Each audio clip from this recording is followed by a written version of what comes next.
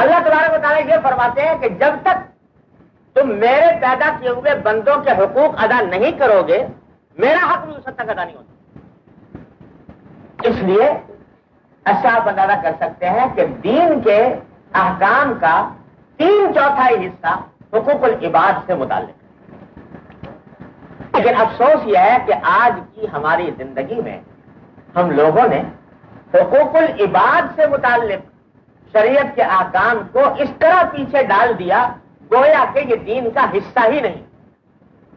نماز پڑھ لی, روزہ رکھ لیا, زکات ادا کر دی, تسبیح اور وظیفے پڑھ لیے اور سمجھے کہ اللہ تبارک و تعالیٰ کا حق ادا ہو گیا. بندوں کے ساتھ کس طرح معاملہ کرنا چاہیے, بندوں کے کیا حقوق ہمارے ذمہ عائد ہیں, اس کی طرف دھیان اور التفات نہیں. اگر کسی سے کوئی گناہ اس سلسلے میں ہوتا بھی ہے تو گناہ سمجھتے نہیں, اگر سمجھ لیا تو اس کے اوپر ندامت نہیں ہوتی, اس کے اوپر توبہ کی توفیق نہیں ہوتی, اس کو چھوڑنے کا احساس نہیں ہوتا. یہ حالانکہ حقوق العباد کی اہمیت کا ایک تو اندازہ آپ نے اس سے لگا لیا ہوگا کہ 1/4 اور 3/4 کی نسبت ہے احکام میں. دوسرا جو خطرناک معاملہ ہے, سنگین معاملہ ہے, وہ یہ کہ اگر کسی مسلمان سے حقوق اللہ کی ادائیگی میں کوئی کوتاہی ہو جائے, غلطی ہو جائے,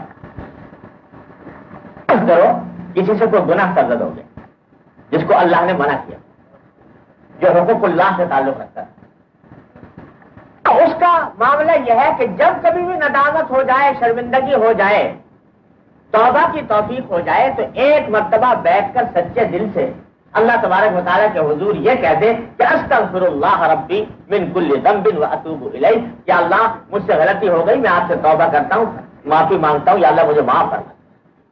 ایک مرتبہ سچے دل سے بیٹھ کر یہ کہہ لیا, وعدہ ہے کہ وہ سارا گناہ معاف ہو گیا.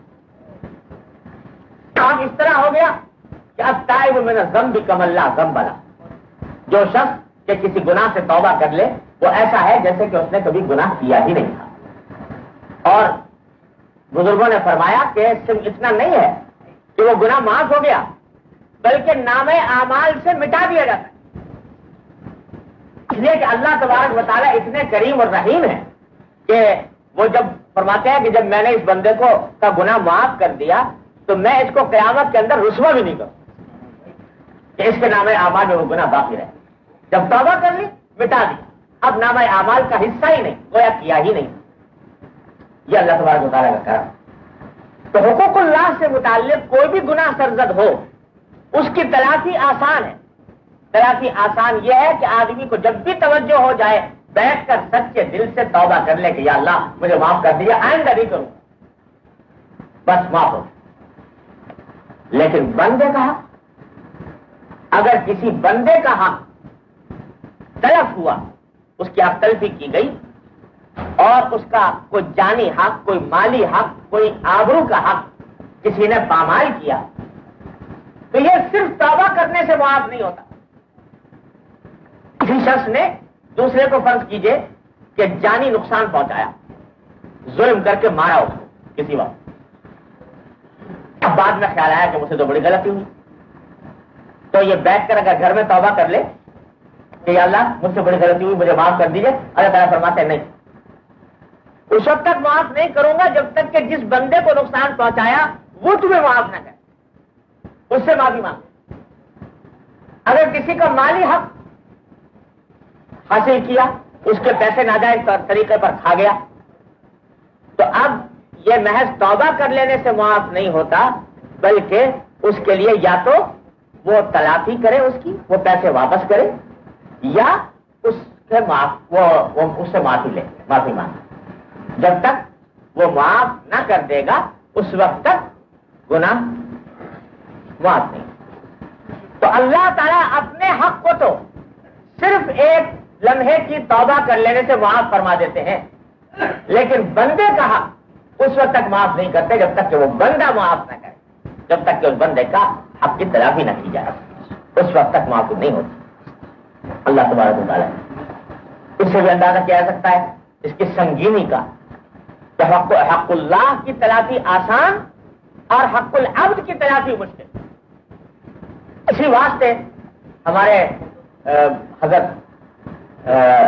نانوتوی قدس اللہ حضرت محمد قاسم صاحب نانوتوی رحمۃ اللہ علیہ دارالعلوم دیوبند کے محتمم اول، وہ فرماتے تھے کہ بھائی میں مدرسے کے چندے کے معاملے میں مجھے بڑا ڈر لگتا ہے. جو مدرسے کا چندہ میں نے کہیں سے مجھے کسی نے دیا تو اس کے بارے میں بڑا ڈر لگتا ہے کہ کہیں کوئی غلط استعمال نہ ہو جائے. اس واسطے کہ اگر غلط استعمال ہوا مدرسے کا چندہ تو یہ بندوں کا حق ہے جو میں نے پامال کیا. تو اگر بندوں کا حق مجھ سے پامال ہو گیا، چندہ دینے والے بے شمار، میں کس کس سے معافی مانگتا پھروں گا؟ میں کس کس سے اس کو معاف کراؤں گا؟ کس کس کا حق ادا کروں گا؟ آخرت میں اگر پوچھ لیا گیا تو یہ توبہ کرنے سے بھی معاف نہیں ہوگا. اس واسطے میں مدرسے کے ایک پیسے کو احتیاط کے ساتھ خرچ کرنا چاہتا ہوں کہ کہیں اللہ تبارک و تعالیٰ کی مرضی کے خلاف خرچ نہ ہو، کیونکہ معافی آسان نہیں. اسی واسطے کہا گیا کہ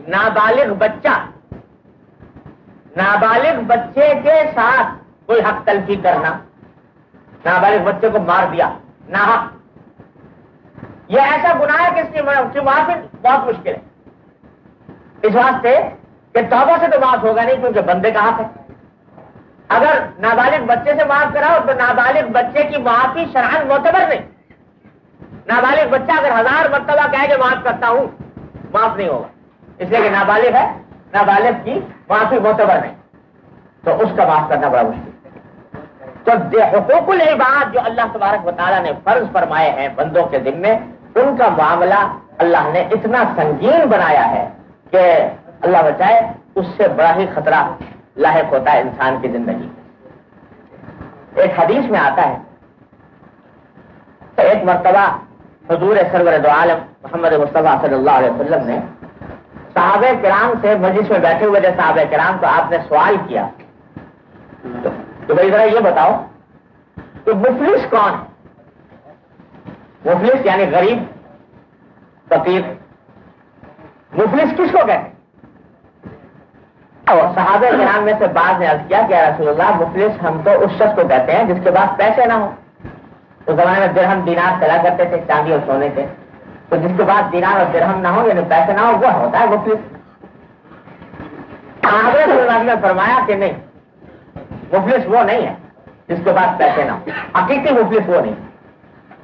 اس لیے آج پیسے نہیں ہے، کل آ جائے، اللہ تبارک و تعالیٰ کل دے دے شاید. تو حقیقی مفلس وہ نہیں ہے. میں بتاتا ہوں کہ حقیقی طور پر مفلس کون ہے.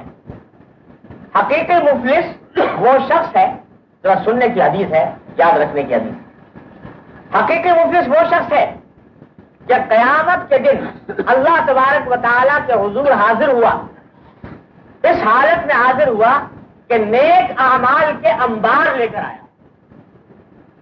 نمازیں، نفلیں، تلاوتیں، تسبیحات، وظائف، صدقہ، خیرات، کتنے نیک اعمال کے ڈھیر لے کر آیا اللہ تبارک و تعالیٰ کے حضور. نامہ اعمال میں ساری نیکیاں لکھی ہوئی ہیں، عمر میں یہ سارے کام کرتا رہا.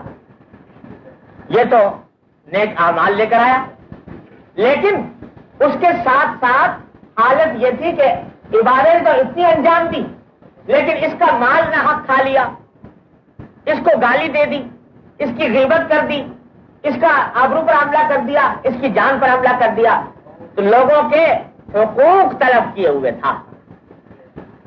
تو آخرت میں جب حساب و کتاب شروع ہوا تو جن لوگوں کے حقوق طلب کی ضائع کیے تھے وہ سارے جمع ہو گئے اللہ تبارک و تعالیٰ کے حضور کی. اللہ اس نے ہمارے حقوق غصب کیے ہیں.